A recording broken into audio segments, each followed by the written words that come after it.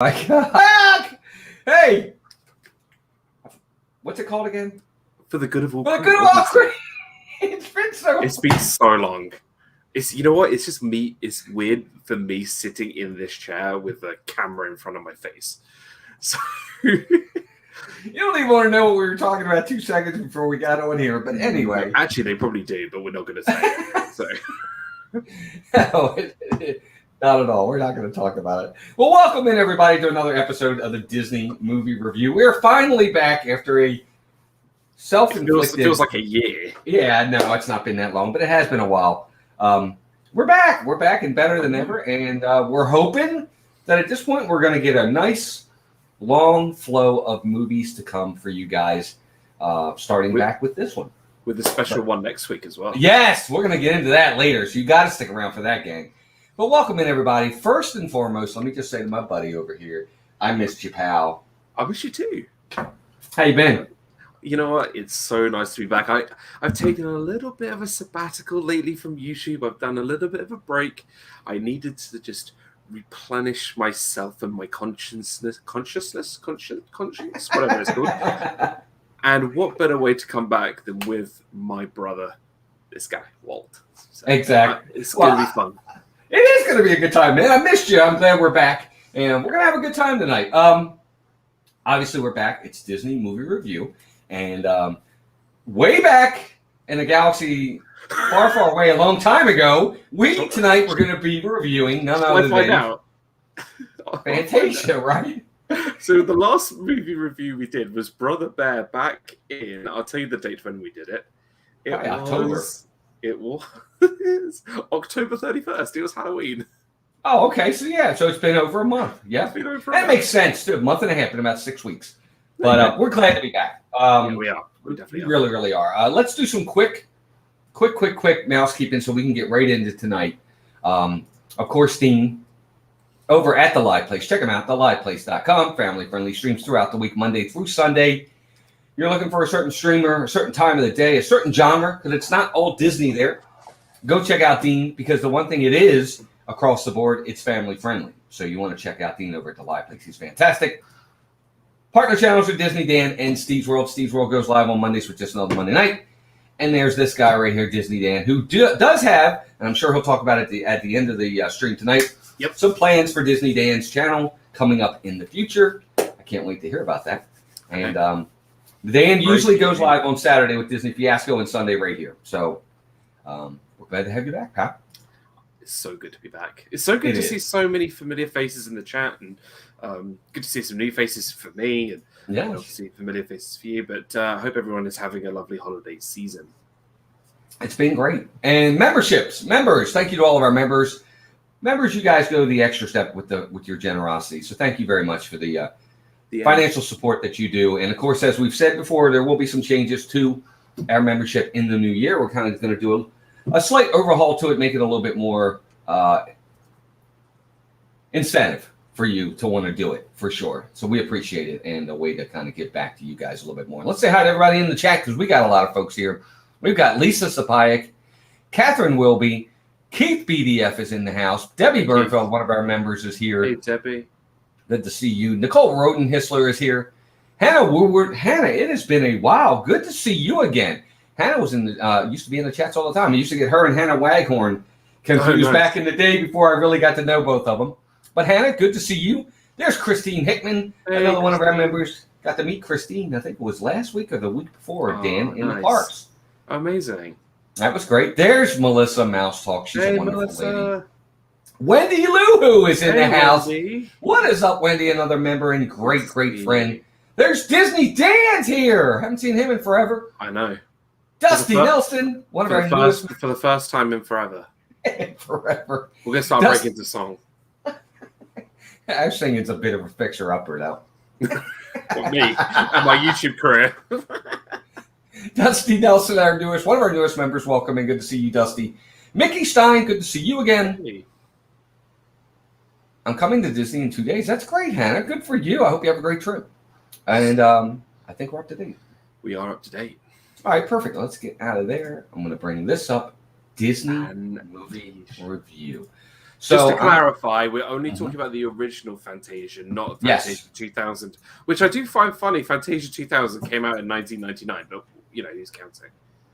Yep. Well, Fantasia, the original, is 1940. 1940. 1940, which is absolutely crazy. What was it? His third film? It was Walt Disney's third film, I believe. I think so. After Snow White, Pinocchio, and then it was Fantasia, I believe. I think you're right. I'll look them up. Disney animated. One of the original movies. 5 with Dumbo, and there was one other in there as well. But we're going way back to the beginning of Disney animation. Like, this is really, really just number 3. Number 3, like I knew it. Yeah, number 3. Snow White, Pinocchio, Fantasia. That's crazy. Right. That's crazy. Yeah. It was November 13th, 1940 when that was released. Wow. How about that? I didn't know that. Just to tell you how old this movie is, I'm 50. I'm not. Okay. Well, no, but I'm going to give you even more how old this movie is. My parents weren't even born when this movie came out. So what's that tell you? Mine weren't. Yeah, I wasn't, and my parents weren't. They weren't even born yet when this movie came out. My parents weren't. Yep, my father wasn't born until 1944, so he was still not even a glimmer in his mother's eye. I was 1994, but I'm not counting. Yep. So this movie came out before World War II. Yeah. Or at least when we entered World War II, the United States, because we didn't enter until 1941. I will bring up though, considering that this was a film that came out before World War II, it really holds up. Like, you compare the animation to some of the stuff today, like, it still holds up 70 years after it was released. It's crazy. Yeah, it really is crazy. I agree 100%. Keith, you're going to be 60 in June. Well, happy birthday in June, buddy. That's going to be awesome. He's going on a special trip to Disney for his 60th. That's right. He is. I keep forgetting that. He is. He's going to have a great time. Yeah. Me. Look, Wendy said the same thing. Her parents were born in 46 and 49. Mine were 44 and 47. But, yeah, this movie, I agree with you, Dan. Before we even get into it, look, there's no one storyline throughout this entire thing. This is just, I think, a 6 or 7 act movie of different things that it's telling us. And there is a narration in the beginning to tell you what each section is about. Now, I'm going to get into a few of the sections with Dan that we can talk about, and I'm going to delve in. I'm not going to delve into all 7 of them. No. But we can really go into detail of the really specific ones that everyone knows and loves. Mm-hmm. I think, just to start off, I think this animated film is completely unlike any other animated film ever made. Unlike anything. I agree. It celebrates 2 things in the movie industry: the love of music and the love of animation artistry. Mm-hmm. It's the 2 things that they celebrate here: the love of music and the love of animated animation, essentially. And you're right, there isn't a structured storyline. We're not going to go into character development over a series. No, it's nothing to do with that. It's to celebrate how animation and music is created together and used together with all these famous pieces of music. So it's correct. Brilliant. Yeah. Yep. Sure. Shuri Surfer Girl is here. Another one of our members. Good to see her. Hey, and Shuri. Cynthia Candy Mom, our very first member, is in the house as well. And she misses you, Dan. There you go. She gave you like 6 N's instead of 1. That's like big. Just so you know. And look, she even said, whoa. There you go. Anyway, so 1940, I agree with Dan 100%. Now, look, don't get me wrong. As the years have gone by, I'm sure they've kind of upgraded the film a little bit to make it a little bit better, higher quality. But animation-wise, this is still very, very good, especially for its time. Oh, good, yeah. So I think that it's part of the reason. What helps it is it was ahead of its time, and which helps to make it why it's still a timeless classic today. And you look at when it was released. I was reading a lot about the history of this film. This was a monumental failure in terms of box office numbers.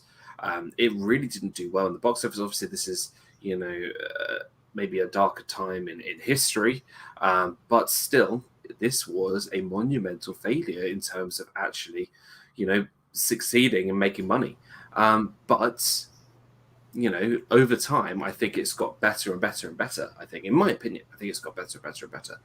Thank you, Cynthia, for that. It's a really wonderful piece of filmmaking because it's so different. I'm going to say this before I get into this too much. I agree with you. It's a different piece of filmmaking. But I think I understand the reason for the failure domestically. Yeah.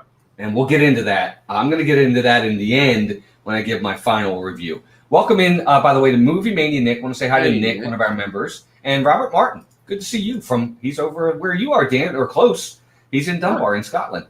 There you go. Well, about a couple of hours away. Well, that's not that bad. A couple hours. About 6, 7 hours, 8 hours. Oh, well, that's different. Okay, now that's why he's up as I'm as far south as you can go. Okay, that's a hike. All right, I'll take that back. Yeah, thank you, Debbie. Appreciate that. Thank you very much. Appreciate you guys looking for that. And so let's get into this, Dan. I want to take, because I really paid attention. We're going to talk about the last scene, because that's the big one with the big bad. But I do want to talk a little bit about the first 2 or 3, because there's some of the big ones as well. What I liked about the first one, for me, it was very abstract. It felt very abstract. The visuals were okay. The music was great as usual, but it was a very abstract piece for me on that first scene, that first set. What about you with that one? I think what we should mention before we talk about each one is which piece of music it is, so that people can relate. Okay, I'll let you do that part because you might be more familiar. So this piece of music, the first piece of music was Toccata Fugue in D minor, which was composed by Johann Sebastian Bach, who was a classic. Was he classical or was he No, I think he was classical. I think it was classical. Era. He wasn't Baroque. He was sort of in that classical period along with Mozart. This is where all my music remembrance from school comes in, if I can remember it all. But he wrote Toccata Fugue in D minor. This is probably his most famous piece of work. And what I think we should also point out is that all of this was sort of not composed, but performed and led by the famous Leopold Stokowski, who I found out was asked to do this movie for free by Walt Disney. He was asked for free to conduct all these pieces of music for free, which I think is genius. I think it's brilliant. Yeah, he did it. But I don't think Walt Disney knew how much that this film was going to cost. So to get Stokowski for free was a big win for that. But You're right. Toccata and Fugue in D minor, the first song, the first part of this movie, the first act, although it's not really 3 acts, there's a lot of acts to this movie, but the first sort of bit, I think really expresses music.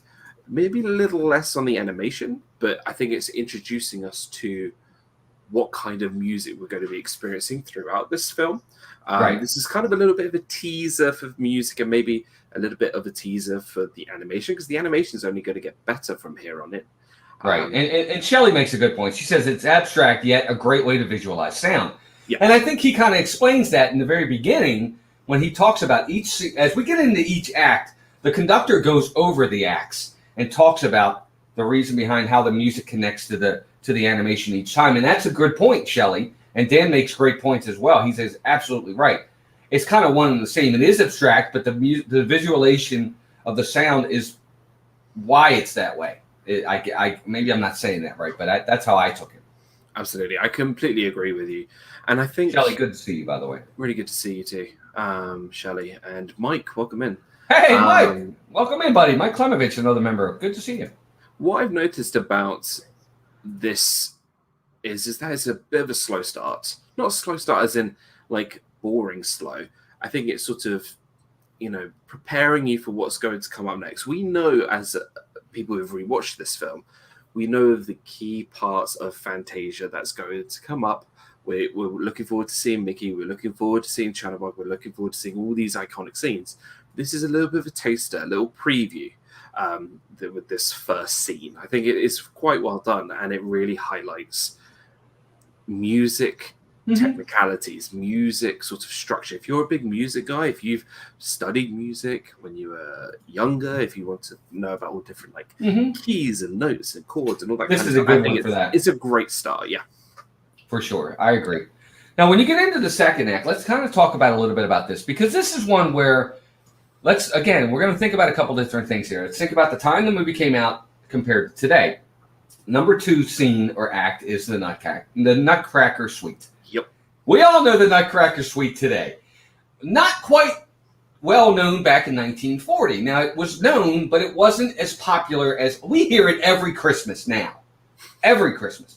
But back then, it wasn't quite the same. Now, of course, what's one of the things about Act 2 we all remember is the dancing mushrooms.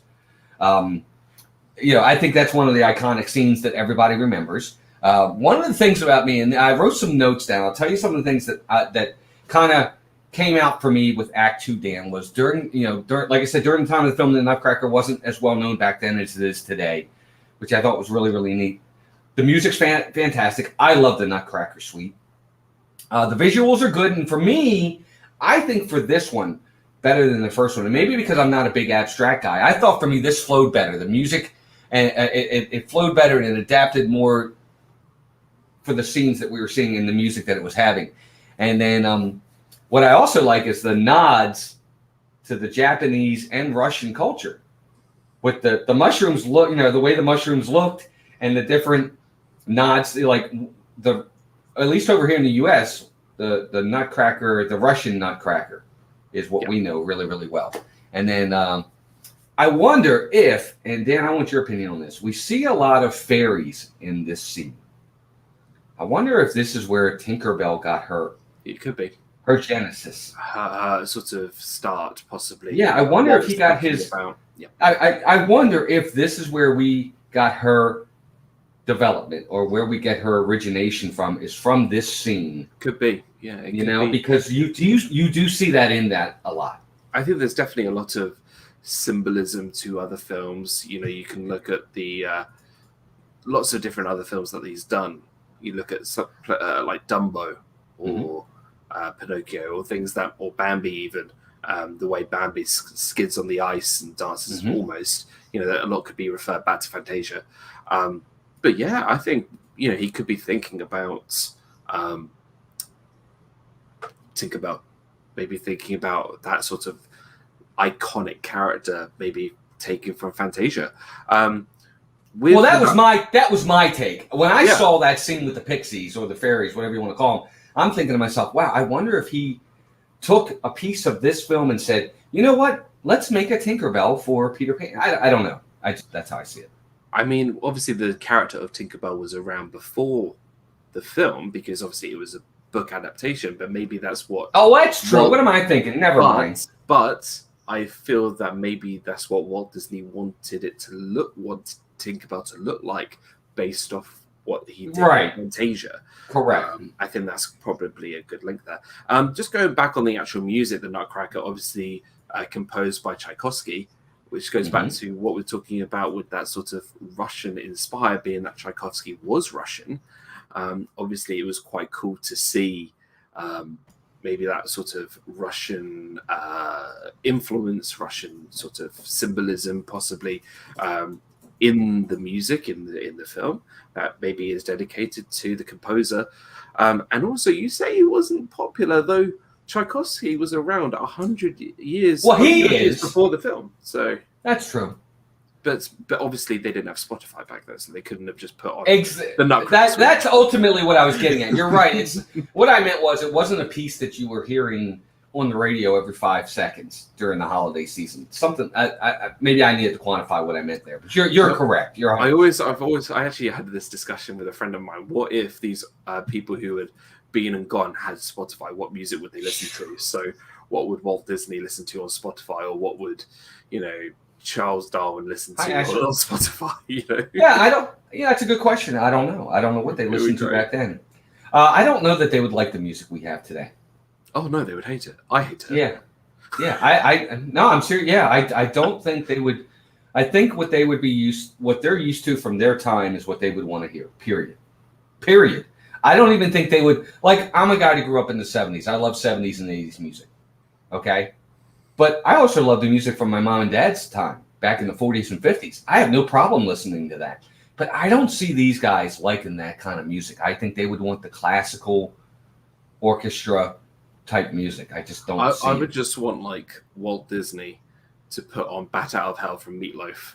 I don't think he would like a little jam session. Dude, I think he would turn that off within the first 5 minutes. It would be like that minutes. Keyboard solo is amazing.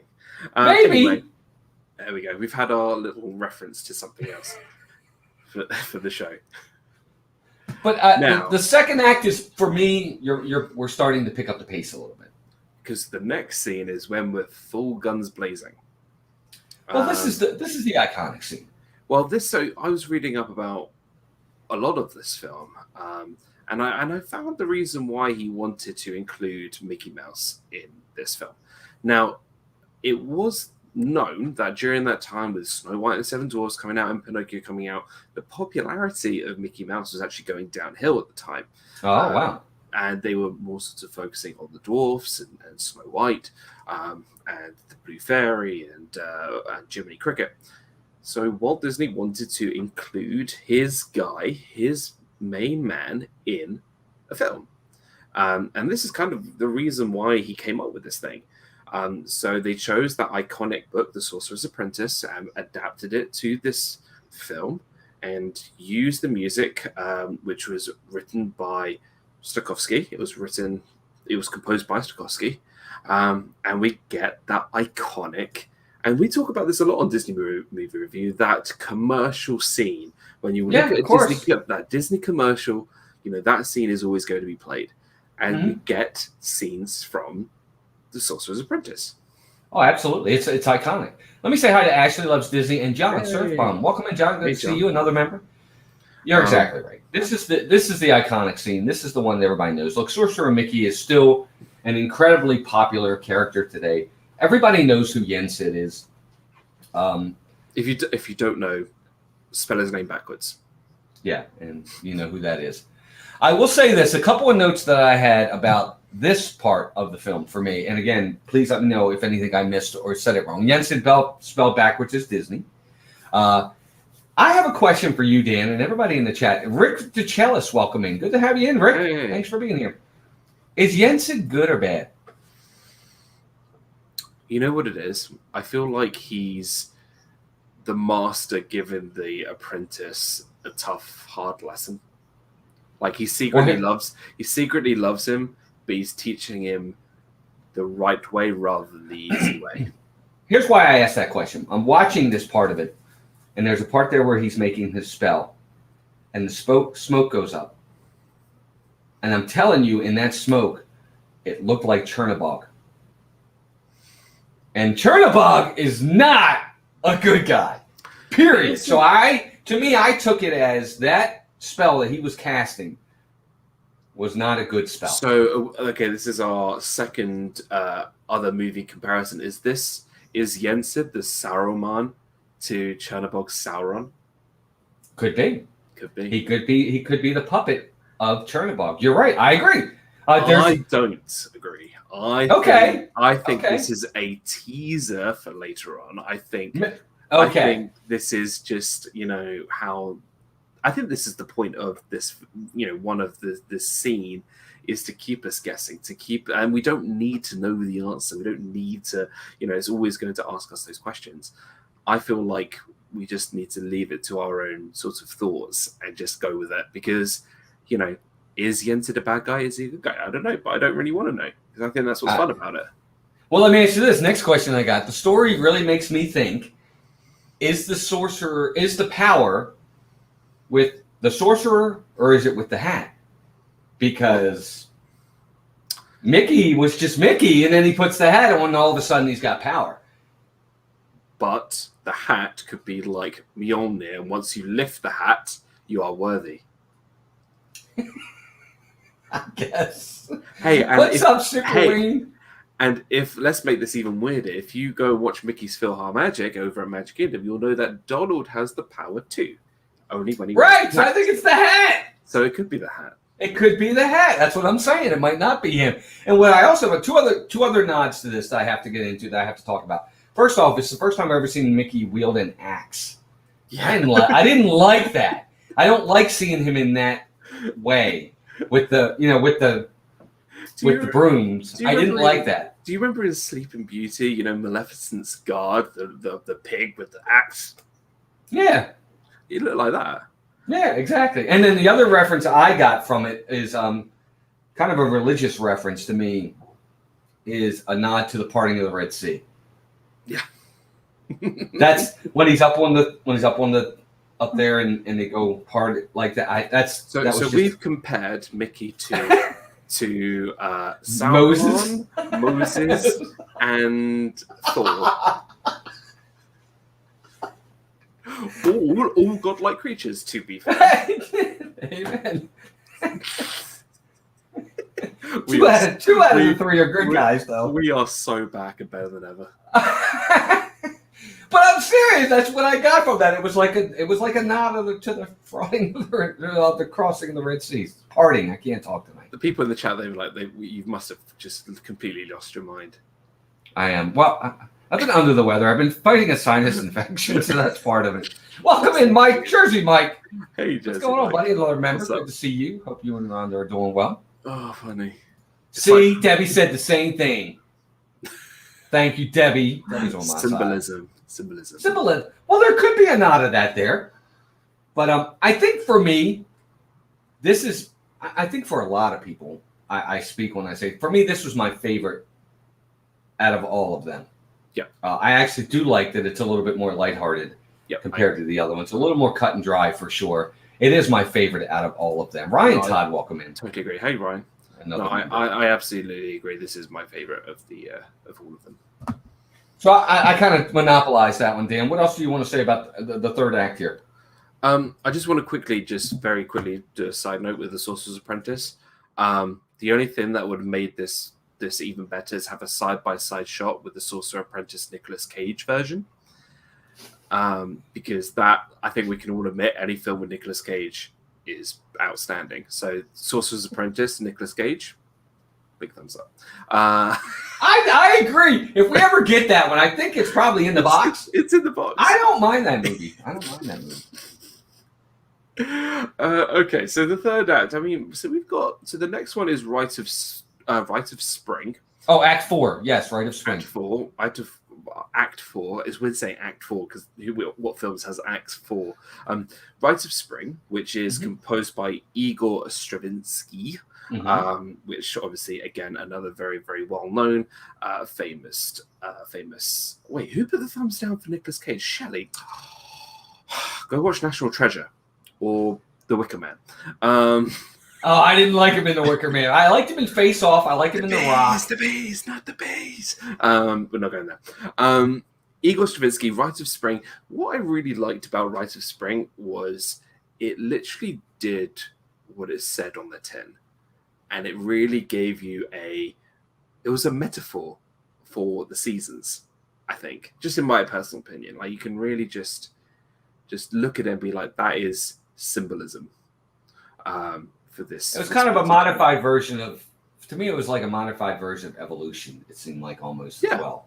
Yeah. The seasons changing, things evolving, things changing, things, starting, changing, and then eventually sort of dying. I can't remember. Was this the one with the dinosaurs? Yes, it is. It was the one with the dinosaurs. Yes. So what I would say about this particular act, it's a very slow start. You got a lot of the time pretty much just like in a forest, I believe, and then it ended up, and then it was like 10 minutes later, and then you finally get the dinosaurs having a go at each other. I quite liked it. I liked it. Yeah. It was much more action that it needed. Right. Because how many times do you want to watch one of these acts, one of these scenes in Fantasia, and just watch the same thing? It's good to see actually a bit of action. So having these two dinosaurs have a go at each other. I'll tell you what, it was better than Jurassic World Fallen Kingdom, I'll tell you that. Amen to that. I agree with you there. Rick, we have not gotten to Night on Bald Mountain yet. Not yet. That'll be the last one we do. Again, with this one, it was okay. I agree with you. It picks up when we get into where the dinosaurs are, and I think that's a big plus. Yeah. I think it helps it, because if we don't go there, this is probably going to be my least favorite. But overall, it was okay. I like the visuals behind it. Again, the animation's fantastic for me. That's what it's all about, isn't it? Well, it is, ultimately. I mean, what's the two things that have to carry this movie? The animation has to carry it, and the music has to carry these movies. Yeah. That's it. If one of those two isn't there, this movie is going to be There's barely any dialogue. It's all done through visuals and sound. Yes, and ultimately, here's what I ultimately am saying is, if you don't have both of these at a high level, this film is forgotten. It's Home on the Range.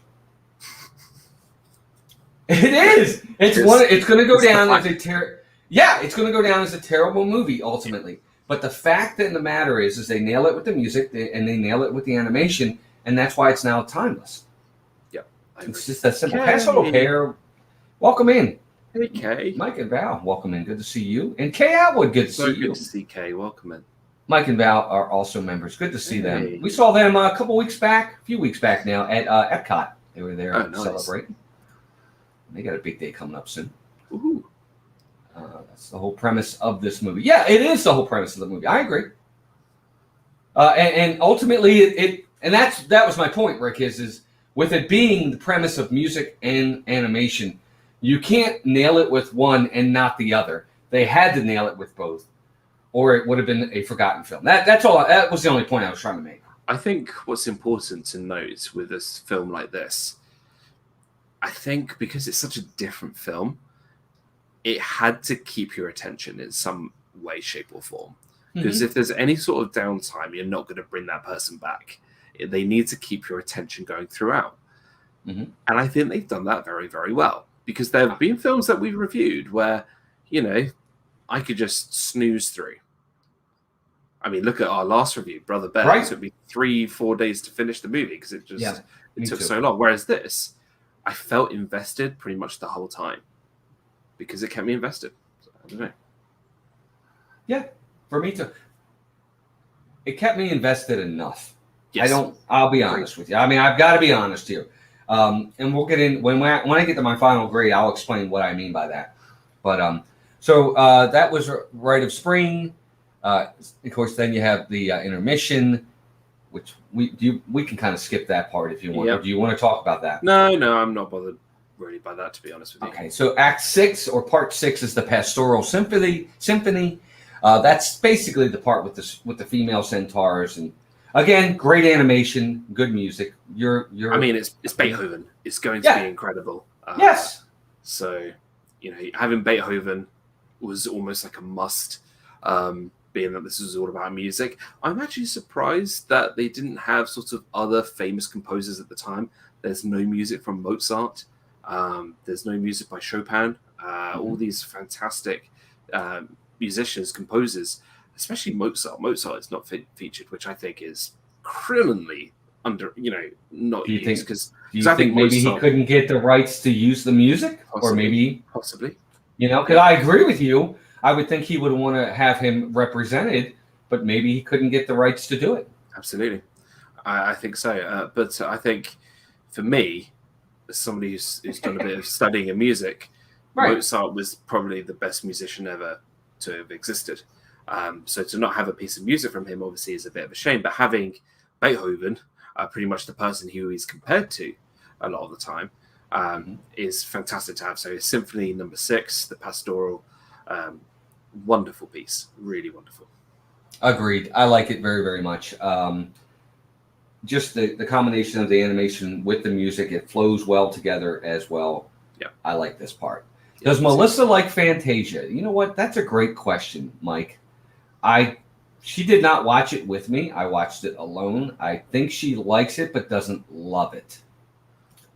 For what it's worth. And then Cherie says, my favorite part of the whole movie, besides the dancing mushrooms, is when the Zeus guy throws lightning bolts down and don't know why. The Zeus guy. I'm going to say the Walt guy. It's as somebody who studies ancient history, it's just like, I'm not going to go there. Go ahead. Go there. It's Zeus. His name is Zeus. The Zeus guy. And the other guy is Poseidon. Who's his brother. Yeah. Yeah, that's cool. Shelley likes the part where Diana brings the night sky. There you go. Yep, it's Zeus. Sure, it is Zeus. Yep, for sure. I guess she just wasn't sure if it was Zeus or if it was supposed to be a Zeus-like. It is Zeus. God. Okay, it is Zeus. Yeah. And then Act 7 is Dance of the Hours. Yeah. And I don't remember this one as much. I don't know. Yeah, I'm not a big fan of this one either. It didn't hold my attention as much. It was definitely the weakest one, I think, out of all of them for me. For me personally, I think this one's easily the most forgettable. Okay. So tell you what, because it's so far into the film, right? There's not really as many iconic moments in the Dance of the Hours. It's by Pacelli, who again is a fantastic composer. Not one of the most sort of recognizable compared to maybe some of the others like Bach or Beethoven, but he's it's nice. It's just Sheree, not a dumb question at all. You don't know. No, not at all. You don't know. I didn't. You don't know. You don't know. A lot of times you'll see that. You'll see where you'll put people. They'll make characters that are supposed to be Zeus-like or comparison, but they're not actually him. So if you don't know, you don't know. That's a great question. Hey, Sebastian the Crab. Sebastian the Crab, welcome in, Jeanette.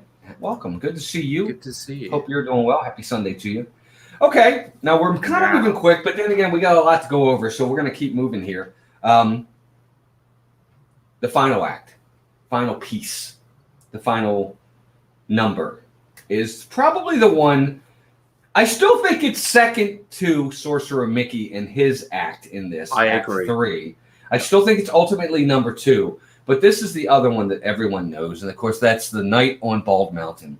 Yep. And it's basically it's basically it's unforgettable for its depiction of the Slavic dark deity Chernobog, which I didn't know that. I didn't realize he was Slavic. He's a demon. Yep. Very interesting that he would go that route. I think when you take away the visuals, Franz Schubert, who composed this one, it's a mastery of music. It is just so uniquely different to anything else that has been previously in the film. The way he uses sort of expression, he uses different sorts of types of music to show expression in the film is outstanding. And then you add the visual effects in this film, it's unbelievable. Now, a bit of history with this particular scene for me.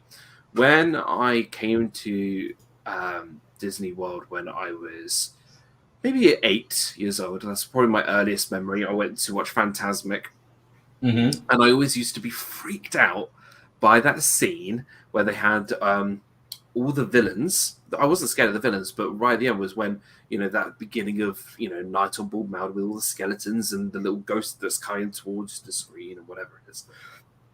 And I was really freaked out by that. But then over the years, I was fascinated by it because I wanted to know where that came from. And it was only sort of a couple of years sort of later when I watched Fantasia for the first time that I knew it was from this scene.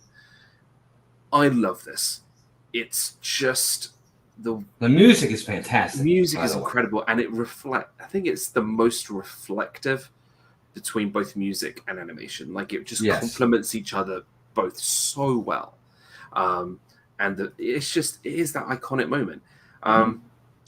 Now it's also interesting. It's a great final act for sure, or final scene for sure. If you're going to have a crescendo, it's the right one for sure, and the animation goes really, really well. And Rose the Wolf Girl, welcome in.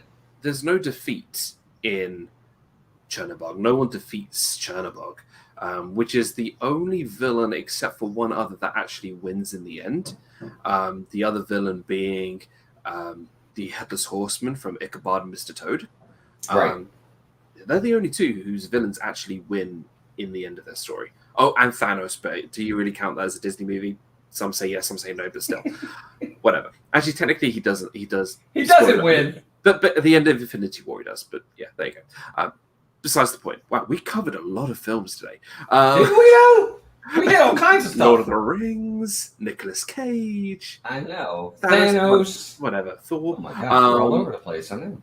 But it's a brilliant, iconic character that really we don't know a lot about. We don't know a lot, really anything about Shadowbog, is that he summons these demons and gathers all these ghouls and ghosts and all these things from all over the town and bring them to Bull Mountain. That's all we know. And they have a little party and they, and then they go home. Right. That's it, really. It's true. Well, so Mike says, question for both of you. If Fantasia was done today, what scenes would you put in? Well, I think that question's kind of already been answered by Disney. They did Fantasia 2000. I know it's been 21 years, but I mean, they did another version of this, and they put all new scenes in, all new music in. They tried to make an updated version of it, and we saw how well that did or didn't go for them. I don't know that I would ever do. There are some things that should never be touched. And to me, that's one that shouldn't have been touched. I'm sorry. You take it for the time it's made. I thought it should have been left alone. The music that they used was timeless. It's still great music today. That's my opinion. I would have only one exception. I would have one scene that would be introduced into the Fantasia 2000 because you shouldn't really touch this film because it's the original. I would adapt the 2000 version. I would have the soundtrack, the can,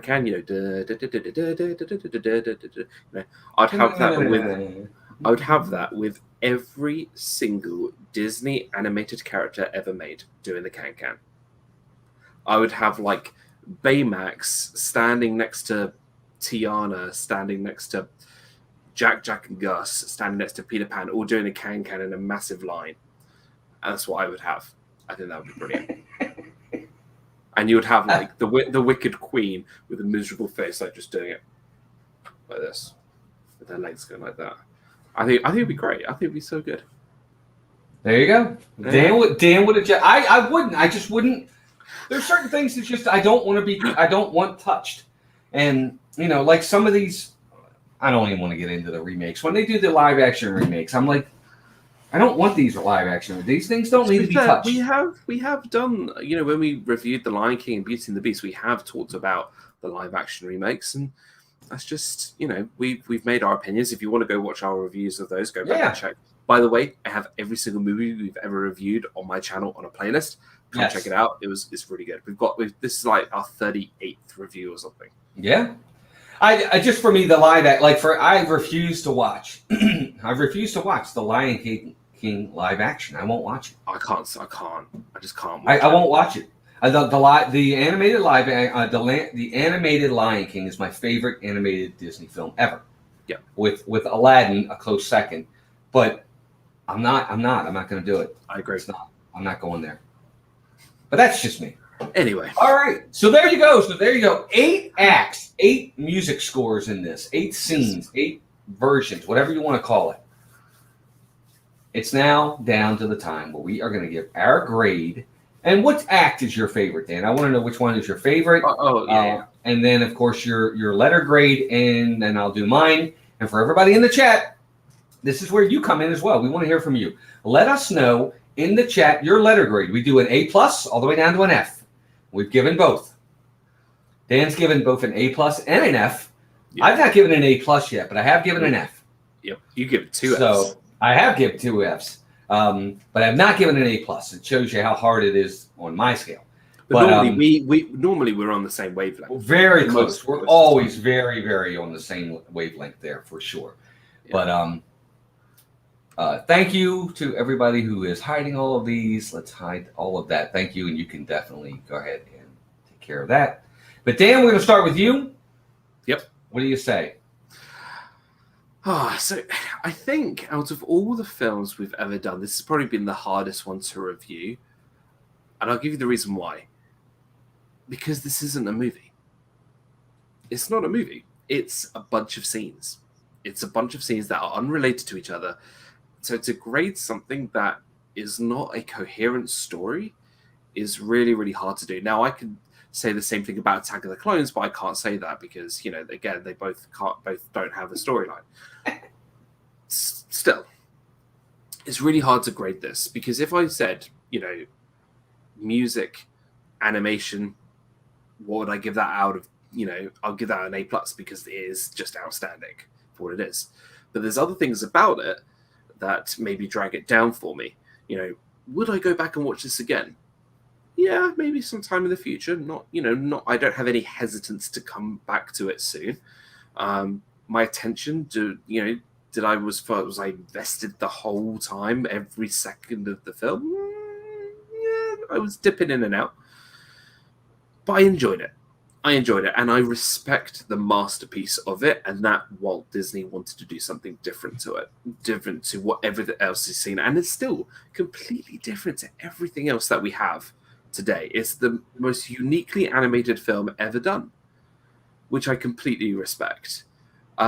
So if I was to grade this, bearing in mind I can't compare this to any other animated film or any film that we've done, I can't compare it to. I could put it in a completely different category. I'm going to give it a solid B+. Okay, there you go. Good grade. So for me, I'm not. Dan's a music guy. He loves music. Obviously, he's very educated in that respect. I like music. I'm not a big music guy. For me, I agree with Dan. This is not a movie. It was hard for me to stay focused and invested in this entire thing. Certain acts or scenes were better than others. I was more invested in. The animation's great. The music's great. But I agree with Dan. For a 2-hour movie to sit through this for 2 hours, that's asking a lot. Yeah. And I think that's why this did not make it domestically as a box office hit, because people just weren't going to sit there for 2 hours and with no storyline and just have to sit through some abstract, kooky, although wonderful animation with some incredibly beautiful music. They can go to a concert and hear that music. They're not going to sit here for that. I think that's why this movie didn't make it on a domestic level when it comes to box office. I understand it's a masterpiece in its originality. Yeah. Dan's 100% correct. It is unlike anything else that's ever been done or was done. It was good for me. I didn't love this. Would I go back if it was on TV? Would I watch it? Depends on what scene's on. Yeah. I'm just being honest. If it's on some of the scenes I don't like, I'm skipping it. If it's on Night of Bald Mountain or The Sorcerer's Apprentice, I'm probably going to stop and watch that scene. To be fair, most of the film is in Phantasmic anyway, so just go and watch Phantasmic.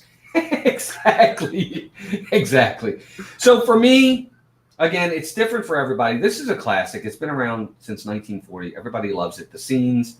Everybody knows who Yensid is. Everybody knows who Chernobog is. Everybody knows who Sorcerer Mickey is.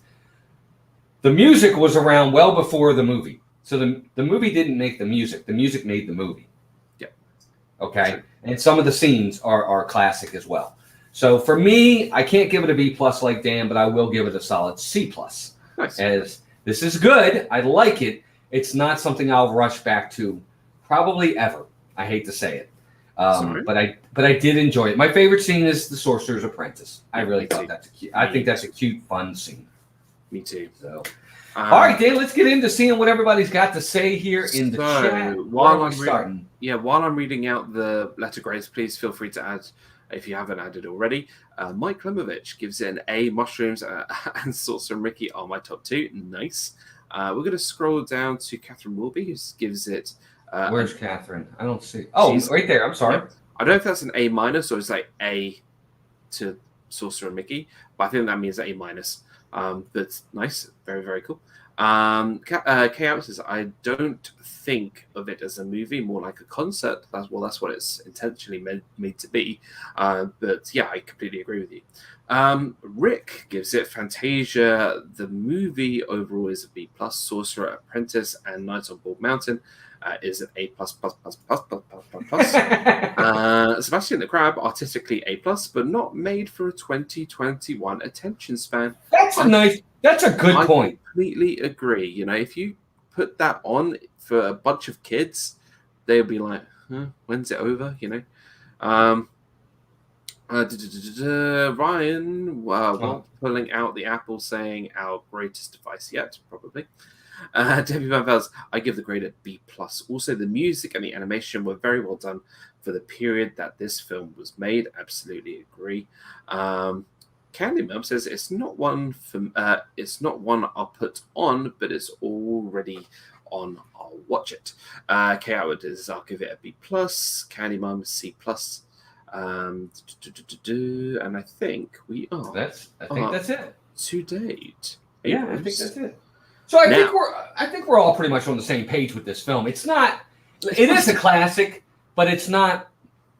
It's a different type of classic. It's really kind of in a category all its own. I also feel bad, like if I was to give this a bad grade with Mickey Mouse in the movie. Would you feel like a bad Disney fan if you gave it a really negative grade, knowing that Mickey was in it? I give this movie an A-, if that is still a thing. Yeah, of course. It's still a thing. Now, yeah. I've got one last question before we move on. Mm-hmm. Speaking of Mickey Mouse, who was your favorite Mickey Mouse? Was it Sorcerer Mickey, Classic Mickey, Steamboat Willie, Conductor Mickey, Space Mountain Opening Mickey? You know, who's your favorite Mickey? That's a tough question. I really like the Mickey from the 70s, like Mickey Mouse Club. I don't know. I like that animation the best. Sorcerer Mickey's cool. He's not my favorite though.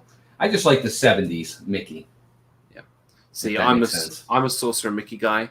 I can't get over the Mickey from nowadays, with the cartoons from now, the ones that are in like Runaway Railway. Goofy looks like he's on something, so I'm not going to go there. But still, it's true. But no, Sorcerer Mickey for me. And actually, you know what? I liked the 21st century Mickey before this new Mickey. It was very clean and cut and just quite sort of modern. Don't know why they changed it. What's up, Yachty? Welcome in, humbly ever. Yachty, congratulations to Yachty yesterday on her getting the award from Pete in the Marvel. Congratulations. And congratulations. Let me just say congratulations to everybody got the award yesterday.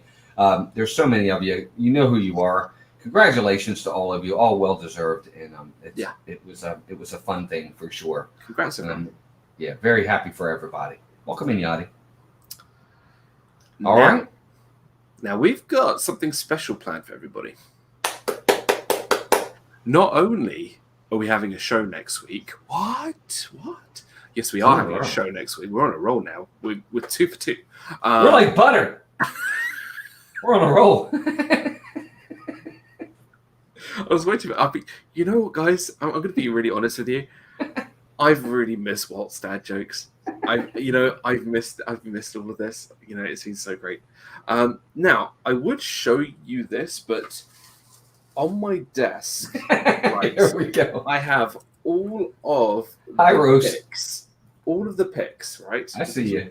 Because what I had to do was take all the movies out of the box and replace them with our Christmas special movies. Because next week, obviously, it's the jolliest day of the year. We are going to have our Christmas special. So obviously, we're going to review a Christmas movie. Yes. Obviously. We did it last year. We got the Lego Star Wars movie. The Lego Star That's Wars not in there, right? We can't do it again. No, it's not. It's not in there. Trust me, it's not in there. He's gonna pull out like Jingle All the Way or something like that. No. These are all on Disney Plus. So you have nothing to worry about. And when I say there's like not many in here, there's really sort of none in here whatsoever. So yeah, we're gonna have to be. Look, you can see there's nothing. Look, there's a few in there. That's it. That's all the Christmas movies. Are we ready? No.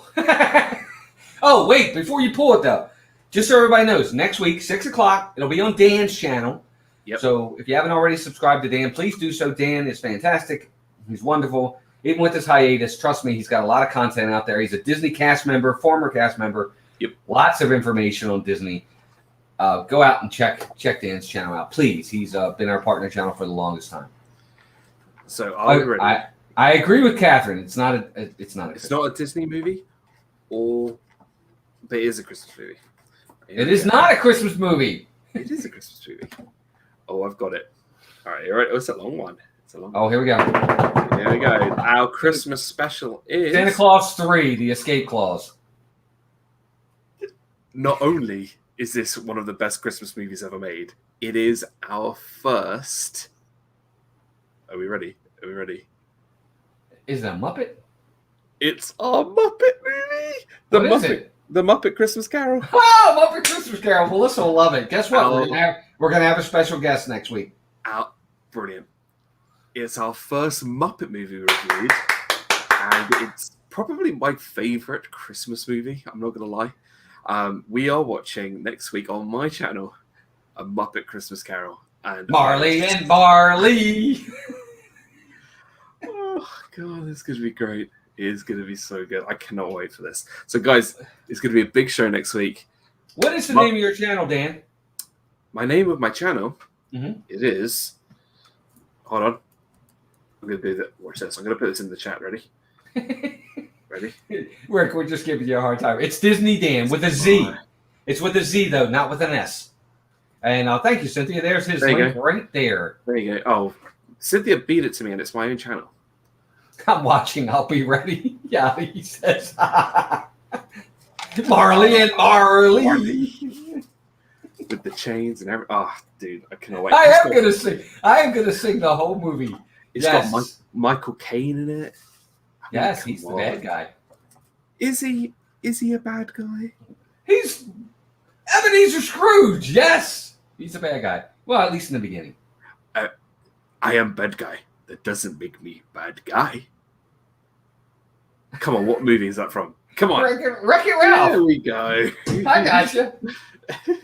And we will also say next week, when we get through Muppets Christmas Carol, we might have a bonus half hour of goodness. So be sure to stick around because we've got a lot of stuff planned for next week's show.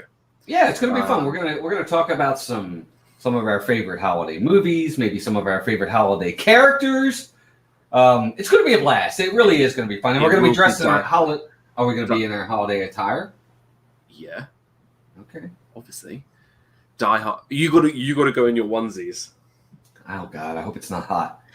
I know what I'm doing. I already got my outfit ready to go. I got an ugly sweater that's gonna blow your mind. Trust me. Oh, I can't wait.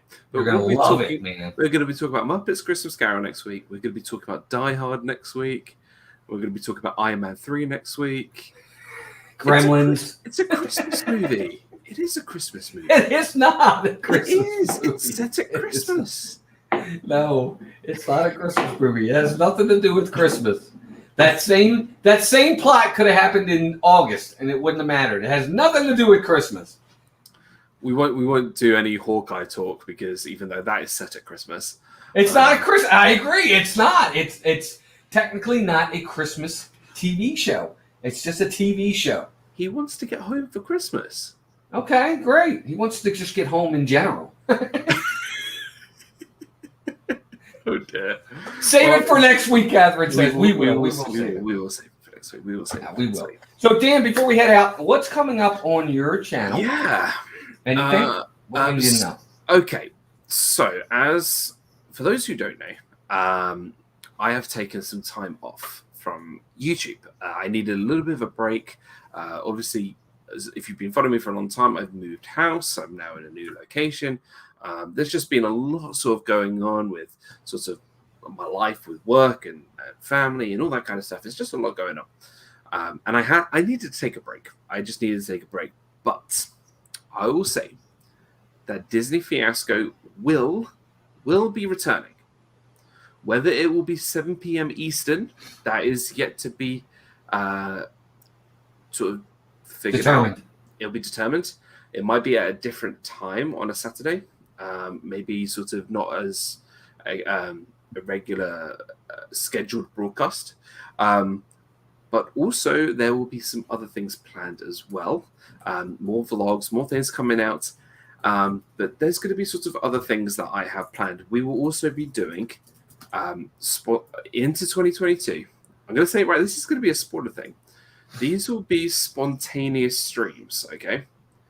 And these spontaneous streams that I'm going to be doing will not be so much to do with Disney. It was more just to not support people's channels, but just to support and make people happy. One of my biggest things about doing YouTube was to make people happy, and that's kind of what I've taken as being a cast member. And you've got these amazing channels all over the Disney community who support each other. It's like, oh yeah, go subscribe, check out the person's channel, have fun with their channel. That's all great, but for me, my goal is to make you guys like happy.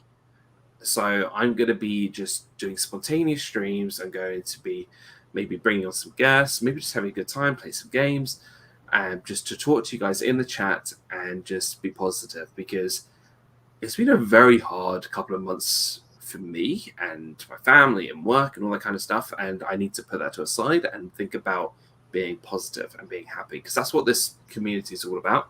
Agreed. And sometimes I think we lose track of that. And I think it's important for me to play my part, because I've been, and a lot of people probably don't know this, but I've been around YouTube longer than most people, longer than this guy, longer than most people here. So, yeah. So, but we will be doing some more stuff into 2022. A lot of fun, good stuff. It's going to be awesome. So let's go back to the Die Hard for a minute. He says it's based on a guy being invited to a wife's Christmas party. It is so a Christmas movie. Okay, let me ask you this. How many Christmas movies are released in July? Iron Man 3. Right, because it's not a Christmas movie. It is a Christmas movie. It is not. Then why isn't it released around Christmas time? Because that's when you release movies. Santa Claus 2, Santa Claus 3, Miracle on 34th Street. All those movies are released in November or December. Around. It's not a Christmas movie. July 22nd, 1988, this movie, Die Hard, was released. It's not a Christmas movie. The reason why that those films couldn't be released in December, because in December you have films like Star Wars being released in December, when that's definitely not. Well, Star Wars is 1976, 1977. This is 1988. It's 11 years later. Star Wars is done with by that time. So, yeah, I don't agree with that argument. By the way, thank you, Cynthia, for that. $1.99. It's a Christmas miracle. It is. Well, that Die Hard is a Christmas movie. Yeah, I know. Christmas in July. Not for that, it wasn't. Oh, that's so funny. Look, It's a Wonderful Life technically is not a Christmas movie. That's just a movie in of itself. It's a great movie. It just the final act is at Christmas time, but it's not a Christmas movie. I'm gonna say Santa Claus is a Christmas movie. Home Alone is a Christmas second Harry Potter movie, and then the first and second Harry Potter movie are Christmas movies because they have a Christmas tree in them.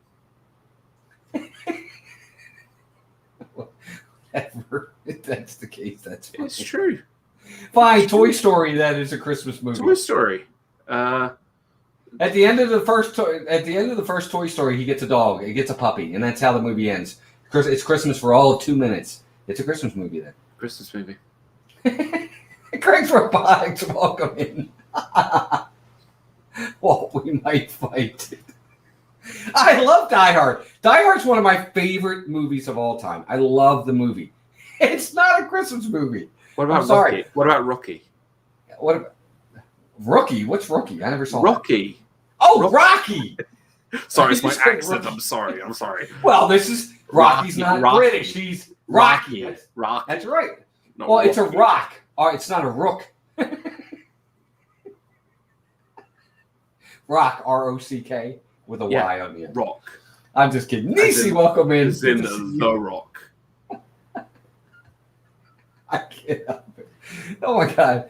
Oh, It's a Wonderful Life. Look, It's a Wonderful Life. I don't know that that's technically a Christmas movie. It came out January 7th, I have it right here.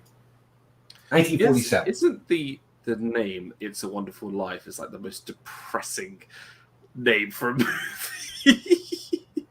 No, I don't think so. It's pretty much just like It's a Wonderful Life, but now it's like, yeah. Like, where do you go from there? I don't know. But I mean, 90% of It's a Wonderful Life is not even at Christmas. It's like the last act. It's like the last 15 minutes of the movie is Christmas time. I think Detective Pikachu is a Christmas movie. And the Lego movie. Is Gremlins a Christmas movie? Yeah. Beetlejuice. Oh my God. Is The Wizard of Oz a Christmas movie? Yes. No! How is it a Christmas movie? How is Christmas in any way, shape, or form, bro? I will say the Wizard of Oz is not in the box, but Return to Oz. Have you seen that film? Oh Return my to God, Oz? I had nightmares about that movie. We're gonna be Courtney Rainwater's welcome in. Hey, Courtney. How do I live with that negativity? That's not negativity. I'm not being negative. I love It's a Wonderful Life. That's not negative, Cynthia. You better take that comment back. I'm just trying to look at all my pins to see if there's any other movies on here that is considered a Christmas movie. Chad Wombat, welcome in. Big Hero 6. I don't know. I don't know. Lilo and Stitch. I don't know. I'm just saying. Look, no, that might be a debate we have to have one of these days. Is what like a Christmas Story? Duh. Well, yeah. You know? What about Fiddler on the Roof? No, it's not a Christmas movie. It's a Hanukkah movie. Okay, that's fine. Actually, I've never watched. No, Ben-Hur's not a Christmas movie. I've never watched over Hanukkah. No. Ben-Hur is quite possibly the most. How do I put this? Consistently average movie ever made. Are you talking about the original with Charlton Heston? With all of them. Okay, the first one's pretty good, I will admit. The one with Charlton Heston, Ben-Hur, is probably one of the greatest movies. That and the Ten Commandments. Oh my God. Ten Commandments is pretty good. Yeah, that's fantastic. Yes, Ben-Hur is good. But the thing is, hey Timothy, welcome in. Congratulations. I would take Gladiator over Ben-Hur any day. He muted himself. I think that's an unfair comparison. It's different. Yeah, but the sets back then, they used real set pieces back then. It wasn't CGI. It's all practical sets and stuff like that. That entire that chariot scene, that was real. Yeah. That was a real scene. I mean, that wasn't CGI brought in, chariots and horses that weren't real. That all 6 of those chariots were real and really racing. Are you saying Russell Crowe wasn't real? I'm saying that parts of that weren't real. Yeah, I'm sure that tiger that's being chased. No, and I'm sure that 90% of the people in that not a Coliseum. The whole thing's not real. Hey, it must be real because they saw a helicopter. Have you seen the deleted scene? Yeah, I saw that. Helicopter. Yeah, the plane. It must be real. It must be real. Oh my gosh. Well, we are way over the time. I'm sorry, everybody. Thank you all for being here. This has been great. Again, Dan, my man, I've missed you, brother. I'm so glad we're back. This has been great. Remember, gang, next week, Sunday, our Christmas special. This is going to be fantastic. This guy right here is going to be hosting it. So make sure you subscribe to his channel. We're going to be reviewing. I forgot what we're reviewing already. Oh, Muppets Christmas. Wow. It has definitely been a month since we've done this. Muppets Christmas Carol. We got some other fun surprises. We're going to be in our outfits. We're going to have a special guest. It's just going to be cats and dogs living together. It's going to be mass hysteria. Oh, it's going to be good. That's a movie reference, too. Anybody know what that one's from? Not me. You ever see Ghostbusters? Yes. That's from Ghostbusters. The original, by the way. I liked Ghostbusters. I love Ghostbusters. It's not my favorite. No, I did see the new one. That was good. I liked the new one. I thought it was good. Yeah. Thank you, Nick. There you go. I knew Nick would get it. Movie Mania Nick would get it. I didn't. Yeah, Ghostbusters never got to me. Rick's okay. He's right. I'm not dumb. I'm just old. I don't remember anything anymore. I've had to ask Melissa 6 times this week. Which toothbrush is mine? The green or the blue? She's worried about me. So, anyway, we may have to go see the doctor. Oh, dear. What's up, Jason? Welcome in. Another member. Ghostbusters is a Christmas movie. Yeah. Rick says Ghostbusters is a Christmas movie. It is a Christmas movie. I don't think so. I don't know. I have to look at it again. Green. Thank you, Melissa. It's green. Anyway. All right, brother. Well, have a great week. For us on our channel, again, the Vlogmas continues. Look for another new vlog tomorrow morning. Tomorrow afternoon at 4 p.m. We'll have Tuesday night. We're going live from SeaWorld. So we're going to be looking at the holiday stuff at SeaWorld, which is going to be a lot of fun. They'll have like Rudolph and all kinds of fun. I can't wait. I'm excited. I've never experienced it, so we're all going to be doing it for the first time together. And then Vlogmas will go through the rest of the week, and we'll see what we can do for next weekend on streams. We may take a hiatus next weekend. I don't know yet until we're back in the parks on January 3rd, when we will be back in Magic Kingdom Sunday morning for that. So it's going to be great. Perfect. But we're not going to see anybody till after Christmas. So I hope everyone has a Merry Christmas. That's right. So for those that aren't going to see us on Tuesday night, if you can't make it, in the meantime, yes, everybody have a very safe, have a very happy, healthy, Merry Christmas to you. Be with family, be with friends. Remember the reason for the season. If you celebrate, if you don't, be blessed. Either way, just have yourself a great time. But we love all of you. God bless all of you, and Merry Christmas to you. Happy New Year as well, in case we don't see you for that. Happy Die Hard Day. Yes, there you go. And until then, take care of yourselves and each other, and we'll talk to you soon. For the good of all great. Good of all great. Bye, everybody. Catherine will be. See you later. Good night. Good night.